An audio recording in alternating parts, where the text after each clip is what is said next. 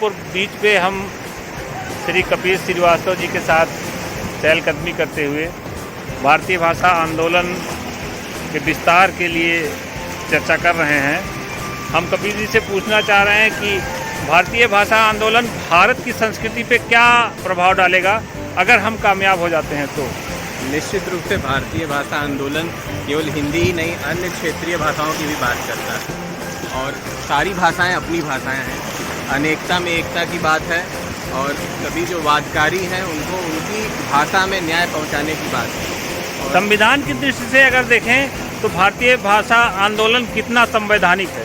बिल्कुल संवैधानिक है। संविधान ने केवल एक निश्चित अवधि के लिए अंग्रेजी को मान्यता दी थी और उसके बाद उसमें संशोधन का भी एक प्रावधान बनाया गया था कि उसमें संशोधन करके संसद पुनः उसको परिवर्तित कर सकती है। मुझे लगता है कि अब ये समय आ गया है जब ये संशोधन होना चाहिए और जिस तरह से भारतीय भाषा आंदोलन इस पर काम कर रही है और एक सकारात्मक माहौल पूरे देश में बना है, मुझे लगता है कि ये काम बहुत शीघ्र होने वाला है। जी, क्या मुझे ऐसा लगता है कि आज़ादी के 75 साल तक भारत का संविधान या भारत का प्रजातंत्र इस बात को भूला रहा कि हिंदी हमारी मातृभाषा है और इसके लिए हमें कुछ करना चाहिए, मुंह फेरे रहा संसद। बिल्कुल, बार बार हमें पुनर्जागृत करने की आवश्यकता पड़ी है।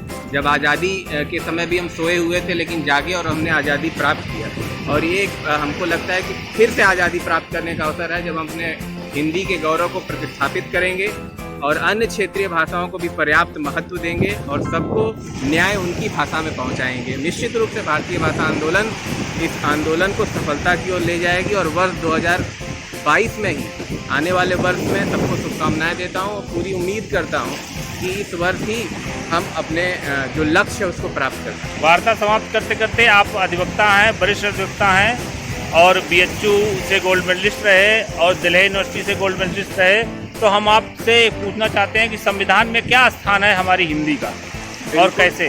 बिल्कुल, संविधान में हमारे हिंदी को उचित स्थान दिया गया है, लेकिन विधि के क्षेत्र में क्योंकि शुरुआत में उतने विधि में साहित्य नहीं उपलब्ध थे, पुरानी पढ़ाई अंग्रेजी में हुआ करती थी, इसलिए अंग्रेजी को महत्व मिला। लेकिन आज मुझे लगता है कि विधि के उत्तम साहित्य भी हिंदी में अब उपलब्ध हैं और वो समय आ गया है।